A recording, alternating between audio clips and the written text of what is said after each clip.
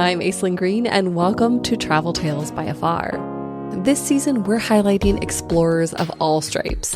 And this week, we're joined by someone who uses dance as her lens on the world. Her name is Mickela Mallozzi, and she is the Emmy Award-winning host of the PBS show Bare Feet with Mickela Mallozzi, now in its 7th season. In the show, she connects with the world one dance at a time, and in the latest season, she twirls through 3 different parts of Ireland, waltzes and two-steps to Acadian and Creole music in Louisiana, and explores accessibility in the arts.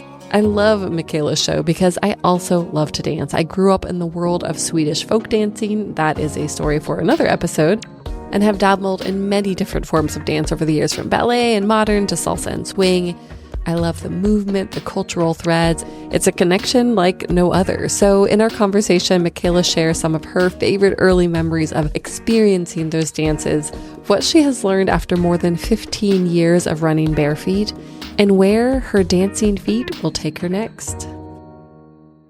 Welcome to Travel Tales. It's so lovely to meet you in person. I feel like we've covered your work at Afar over the last, decade, but It's really cool to finally meet you. It's wonderful to meet you. And thank you again to Afar and to the whole team for sharing Bare Feet, sharing my work. It's a real honor and privilege, and it's great to be reconnected again. So thanks. Amazing. Yeah. Well, it's very inspiring, and it was fun to go down the rabbit hole of season 7 and just read a little bit about what's to come in season 8.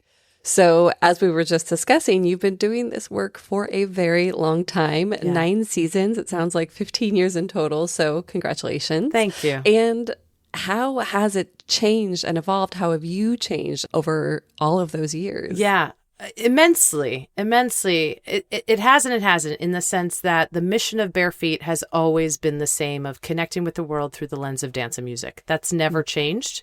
Yeah. It is, however, how we approach the storytelling. I would assume after 15 years of doing this, I've learned a couple things along the way. Because to be very frank, I didn't come from a TV background or production background or hosting background. I was a dance teacher, and I connected with the world authentically without the cameras in this way. And so that's what inspired me to create the series. So over the years, it's changed and evolved in the sense that I think when I started, it was extremely and all selfish. I was like, I want to travel around the world and learn as many dances and wear as many costumes and meet as many people as I possibly can. And then over the years of connecting with not just the folks that you see on camera, but then with our fans off camera, of how emotional, and still to this day, it's especially now, I think I've been getting so many fan interactions where people are crying, and we share tears together, and I get all these wonderful emails because people miss that sense of connection and joy, and they find that in our show. And so I feel what's shifted is the sense of responsibility.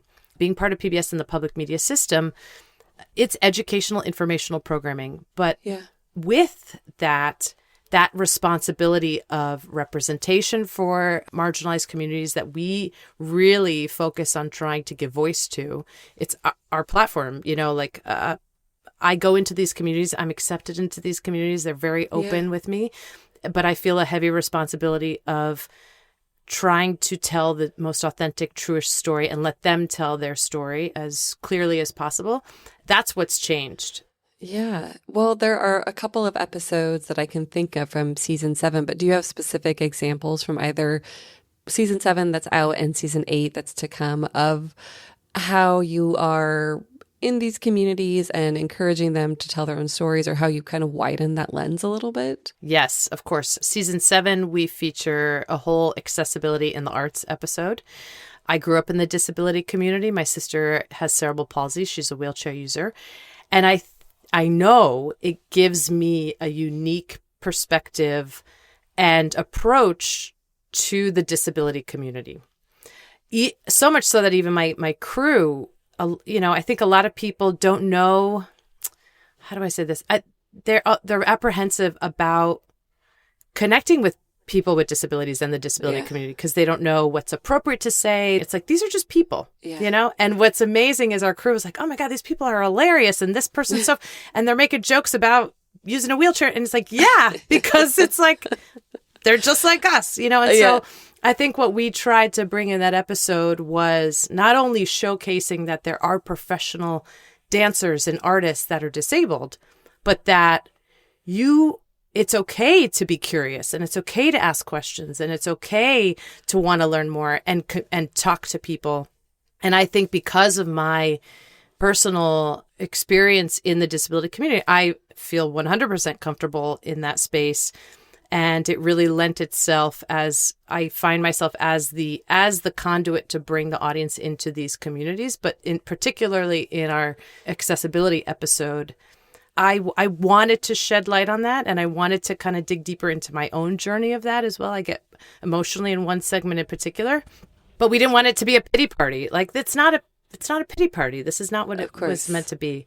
The other aspect of season 8 in particular is we do 2 whole episodes in Aotearoa in New Zealand with the Maori community. Wow. And none of that could have been done without approaching the community first and asking permission and being very cognizant and aware of every single person we interviewed, every story we approached. And none of that could have been done without having that direct communication. And our guide, Dane Tumahai, he's Maori, he's called a kaitiaki, that's our guardian. He was our kaitiaki, and none of that would have been possible without the support from the iwi, from the tribe, from the communication and the collaboration between the destination and the tribe. And we would have weekly Zoom meetings with about 11 people on each Zoom going over every single thing. And each Zoom would start with a karakia. A karakia is an incantation. So yeah, we don't just show up. Yep. Yeah. You're not parachuting in. There is that sense throughout your work of like dance as this universal language, but you're also very aware of cultural appropriation and participation. And I feel like you walk that line very well. So how do you handle that? And is this part of it? Like, how long did it take you to set up these meetings so that you could go in and feel like it was done in a way that everyone felt comfortable with and was on board with? Yeah. So I think in general, cultural appropriation and cultural appreciation are 2 very different things. What I find is my team and I do cultural appreciation very well because we ask permission. Mm-hmm. That's it, is you ask permission. So we go into a space asking permission first. And 99.9% of the time we're granted permission. There are some cases where, look, this dance is only done by men, or this is only done during a specific religious ceremony. Great, fine. That's totally understandable. But never has it been where, Mickela, we don't want you coming in here. I think also because of the years of me doing this, even when I was, like I said, before we were filming the television show, that's how I approached groups and people, always was asking permission first. I say I would jump in and dance with people, which I did, but I would ask, can I dance with you? Or motion the body language to ask someone for a dance, right? Yeah. So the difference is when I go into these spaces, I ask for permission. I also ask them, can I dance with you? Can I perform with you? Can I try on the regalia if it's an indigenous community? Can I try on the costume? Can I try the music? Usually they say, yeah, of course, we'd love for you to. A lot of times, which is wonderful, they gift me pieces, right? I have this incredible collection of pieces. The thing about cultural appropriation is I am not going out and using these pieces of maybe sacred pieces or pieces of regalia or pieces of costume and adding them to I'm not wearing them out of context. Yeah. Right? Yeah. So in the spaces where I'm going to play mas and celebrate with a carnival group, or I'm with an indigenous community, let's say the Lumbee tribe in North Carolina, I'm wearing that in context of celebrating the powwow or doing the circle dance or whatever that celebration may be. Cultural appropriation is if I took that piece and then use it out of context without permission in that space of their own culture, because it's not my culture. But what I love is I have all these beautiful pieces and reminders of things that are of these cultures where people have taken me in. And again, I think asking for permission in whatever space you may go in, whether it's a cultural space, a community space like the disability community, communication is key.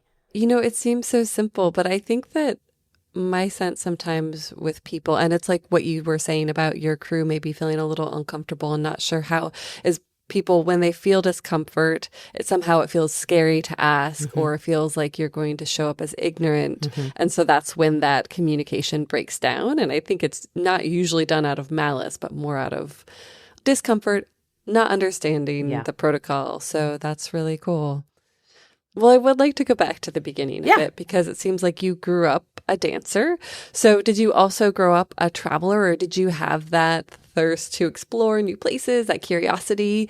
Did those two things come together for you, or did the travel piece come later? I grew up in an immigrant community. My parents immigrated to the United States, and my grandparents in the 60s on both sides of my family. And that's the pilot episode that you see in Minturno, Italy. That's my family, but that's where both my parents were born and were raised. So I feel very privileged that I grew up and identify in the immigrant community. I also feel very privileged that I had a passport when I was 2. My first international trip was back to Italy for the summer with my family. It wasn't like we're going to the beach and sitting on the beach, you know. It was there. I have pictures of me when I'm 2 slaughtering a chicken with my grandmother. Oh my God, on our farm. And it. and like we jarred tomatoes. And of course, we're lucky. My grandparents and my parents grew up by the Mediterranean, really very close. So we were able to go to the beach, but it wasn't about just doing nothing. And that established for me, like, what travel meant was work, right? Travailler is the root word for travel. And like travel shouldn't be easy. And there is work into it. So that kind of planted that seed of what it means when you travel is you do things. You do things with the people that live there. So that kind of was like the impetus for it. But my family, we didn't travel much. So when we did, we would mainly go to Italy to see our family. But then it was every maybe 5 years, because it's quite an expensive trip. Sure. And then over the years, I studied abroad and caught the travel bug. And then I was like, oh my gosh, this passport is like this amazing way to see the world. And so I would save up as much money. I used to work in the music industry, save up as much money and like take a week to go see my family in Italy. But then once you're in Europe, it was really easy to get around by train, very inexpensively. And I just sort of got addicted to this sense of, I like to say I make new friends by dancing with strangers. And that's what I was doing. I was just like finding these amazing folks around the world and dancing with them and connecting with them. And that kind of was how I caught that travel bug. Like there's always that moment where you're like, I want to keep doing this no matter what. I just love that idea of young you out in the world asking to dance with people. Do you have any favorite memories from that time before this became, what it is now, this platform that you have? I know. Sometimes last summer, I revisited a festival that I went to when I was still just blogging.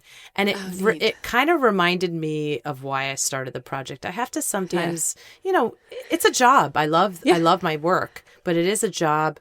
And sometimes it's nice to be reminded of like why I fell in love with this work and why I created this work and why the root of like the joy of it. And so there's this big festival called Europade. And very early on, I found out about it. And it's basically the largest European folk dance and music festival in the world. And every year it's hosted in a different city in Europe. Okay. And about 300 groups come onto a town, a little, a medieval town. It's usually some beautiful little medieval town. Yeah. And every plaza and piazza, they're just like performing. So you have flamenco in one corner, you have like Romanian dance in another, you have Austrian Schuhplattler in another. And I was like, it's like a kid in a candy store, And so I remember there's a picture, I can send it to you too. There's a picture that the guy, because they have like photographers going around, and he came up to me and gave me this got my card and was like, I want to send you this photo I got of you. It's amazing. And it's me just like dancing. I'm wearing like leggings and a top, and these guys, I think they're Hungarian. It's a Hungarian group. So it was really this beautiful, joyful, you're young too. When I started this project, I was still in my 20s. I'm in my 40s now. Yeah. So not that I don't have that energy, but you kind of, I'm grateful to where we've gotten to because this was what I've always wanted Bare Feet to be. But it is a nice reminder to be like, you started this because you just love that sense of freedom, to be honest, of like, who knows where the wind's going to take me. Yes. And now it's, like you said, it's your job, it's work, and that's wonderful. But I think you're right. Every once in a while, we need to just tap into that original thread or spark, that just to be reminded, Like, I know even a lot of travel writers are like, ugh, I have another press trip to go. I have a this, I have a that. And then you're like, do you even like travel anymore? I know, really, truly. And I try not to do that to my friends. There are moments where I'm like, I feel I am tired. Yeah, exactly. Like it's physically. It is, yeah, and it is tiring, but I do try to remind myself of the privilege of this. Like, we are so lucky. Yeah.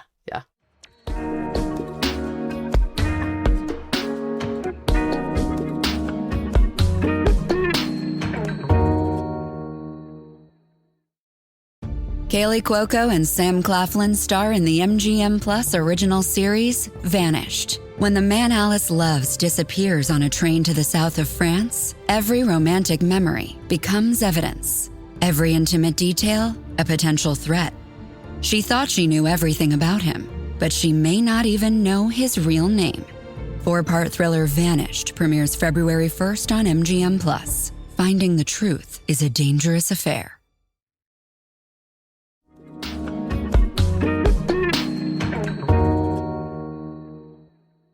How do you decide where to go, what dances you want to explore at this moment in time? Do you feel like you've touched every corner of the world in that way? No, I mean, there's so much we haven't discovered. We're completely independently produced, which means, and when I say we, I have a team, I have a producer now, I have an editor, I have my crew, but it's really me. I'm executive producer, I'm host, I'm the boss, which is kind of amazing. And that also means the responsibility of finding funding and sponsors also falls on me as well. That being said, every season takes about 2 years from soup to nuts, from start, pre-production to airing.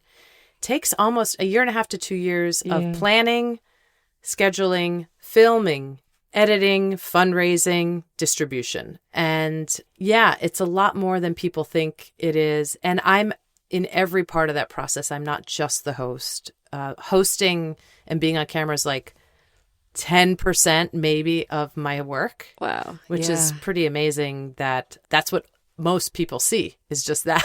It's just that. Okay. So a lot of your decisions kind of, it sounds like that was a long answer. Sorry, I didn't even get to. A lot of the decisions are based on what dances do I want to do. Like when I got my DNA tested, I saw the Iberian Peninsula. I'm like, I want to do flamenco. I'd wanted to do flamenco forever. So I was like, we're doing flamenco.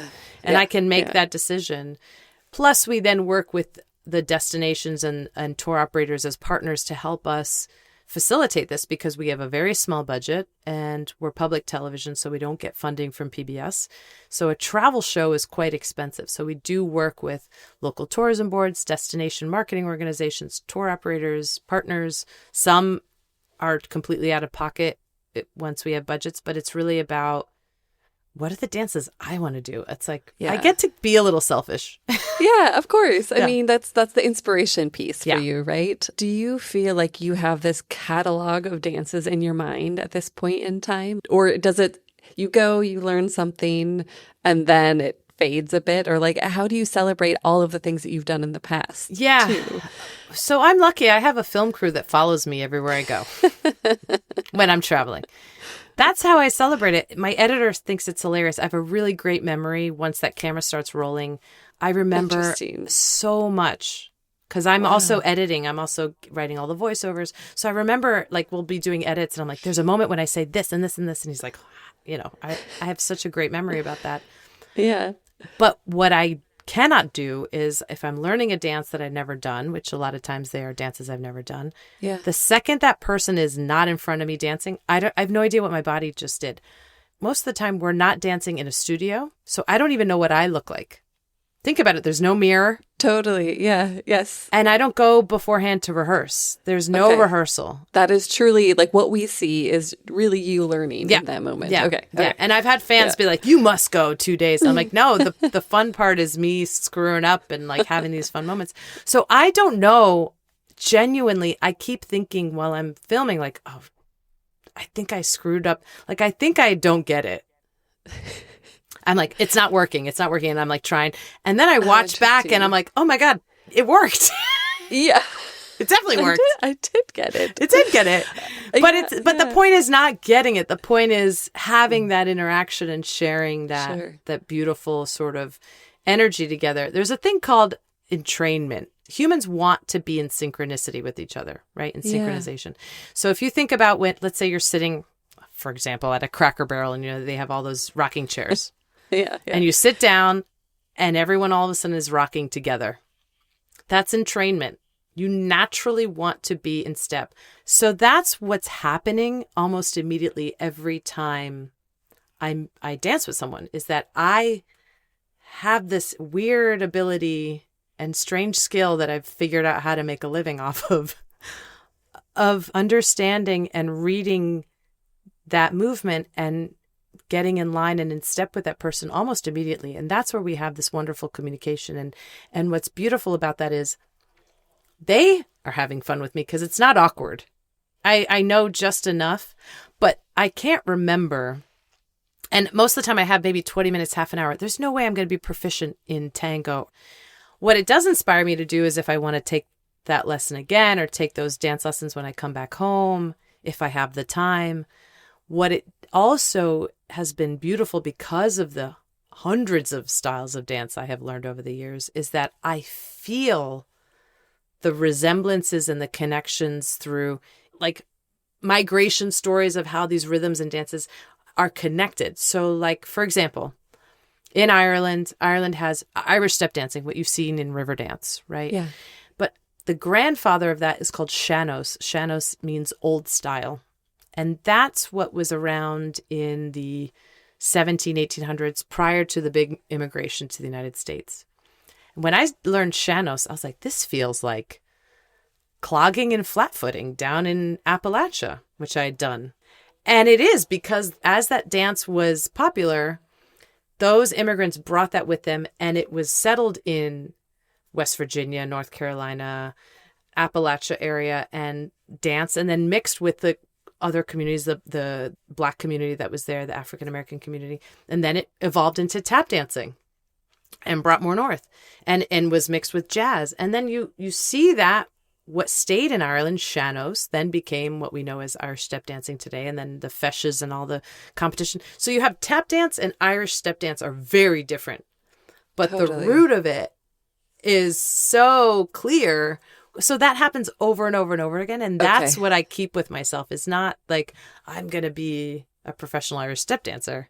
Sure. But I'm like, this feels familiar. Oh, and that feels familiar. And this, I know this from this. And I mean, like a chef, right? Traveling and understanding the way that dishes and ingredients have migrated. Yes. It seems very similar. Very that you're similar. Tying it all together. Yeah. I was going to ask what kind of ways that dance is connected across groups of people and cultures. And it sounds like that's it, is like the migration patterns. The migration patterns, I have to say, the Caribbean is probably my favorite place in the world to go to. I don't go to the beach when I go to the Caribbean. I'm dancing my butt off because of I think it's such a culturally diverse, its origins are so culturally diverse from obviously West African roots, the indigenous Taino people and various islands, and then European roots, whether that's Spanish, whether that's French, whether that's, so Portuguese.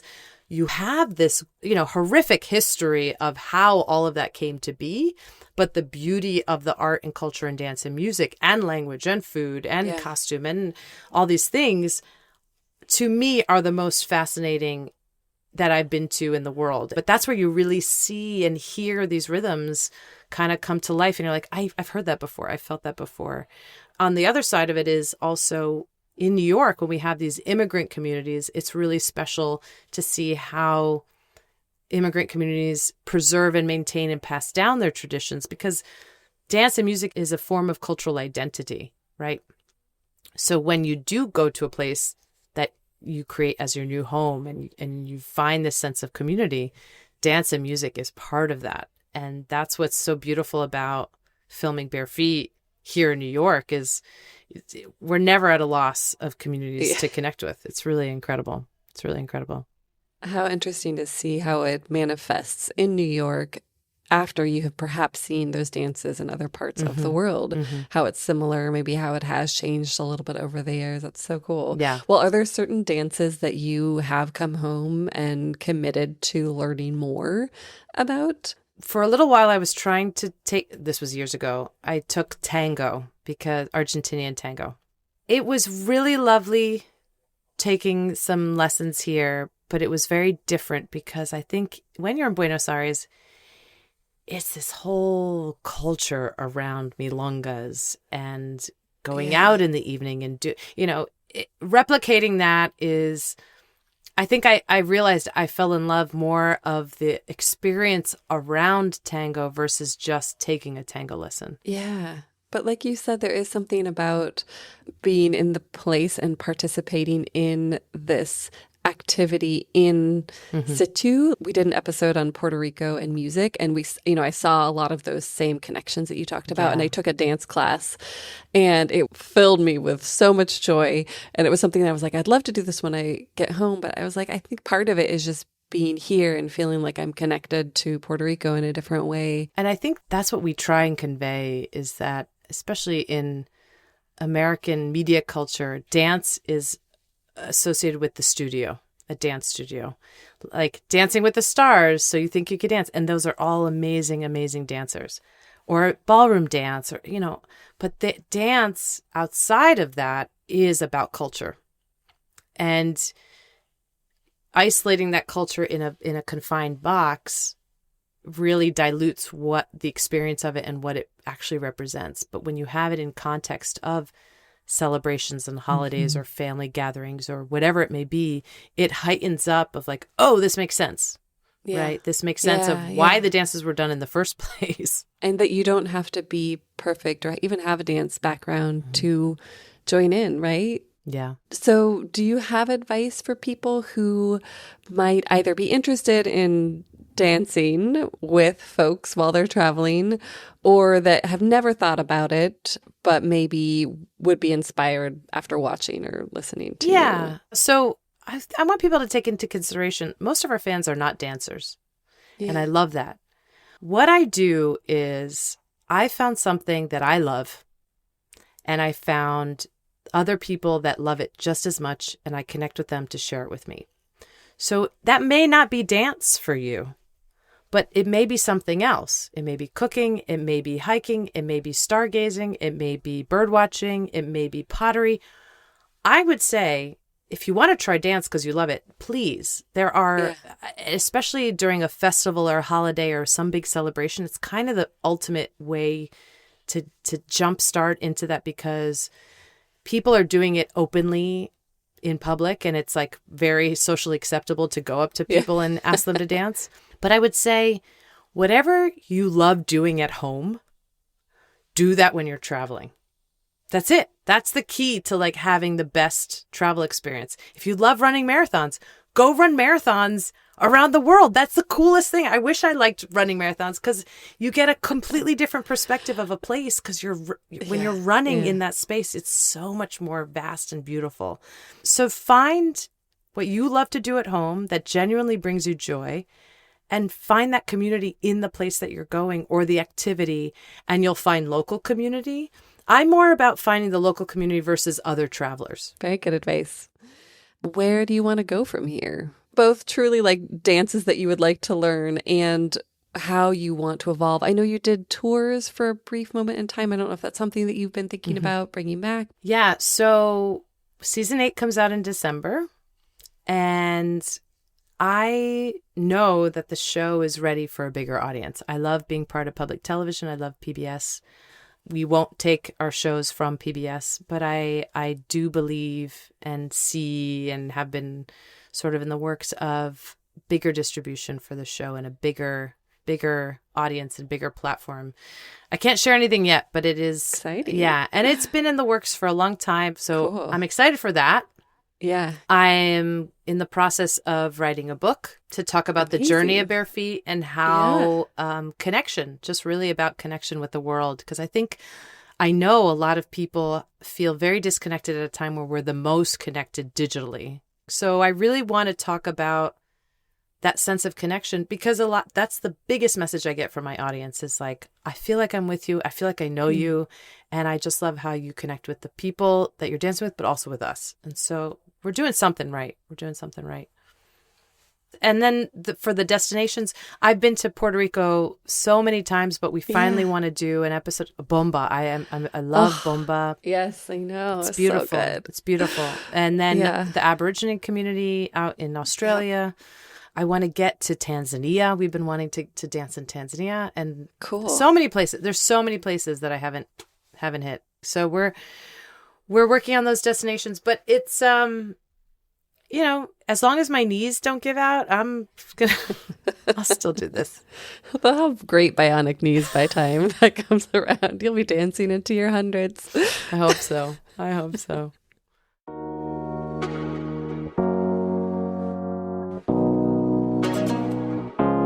And that was Mickela Malazzi. I do have faith that she'll be dancing into her hundreds.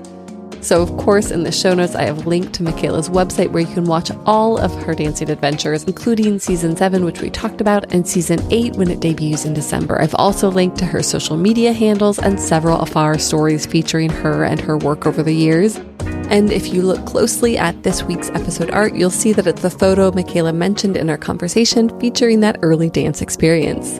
Thanks again for joining Travel Tales. Next week, we'll be back with a, shall we say, otherworldly explorer, a gentleman named Jim Kitchen. We'll see you then. Ready for more Travel Tales? Visit afar.com/podcast and be sure to follow us on Instagram and TikTok. We're at Afar Media. If you enjoyed today's exploration, I hope you'll come back for more great stories. Subscribing makes this very easy. You can find Travel Tales by Afar on Apple Podcasts, Spotify, or your favorite podcast platform. The podcast is also part of the Airwave Media Podcast Network, so visit airwavemedia.com to listen and subscribe to their other fine shows like Culture Kids and the Explorers Podcast. If you enjoyed today's episode, be sure to rate and review the show. It helps us book amazing guests like the one you just heard, and it helps other travelers find it. This has been Travel Tales, a production of Afar Media. The podcast is produced by Aislinn Green and Nikki Galtaland. Music composed and produced by Strike Audio. And remember, everyone has a travel tale. What's yours?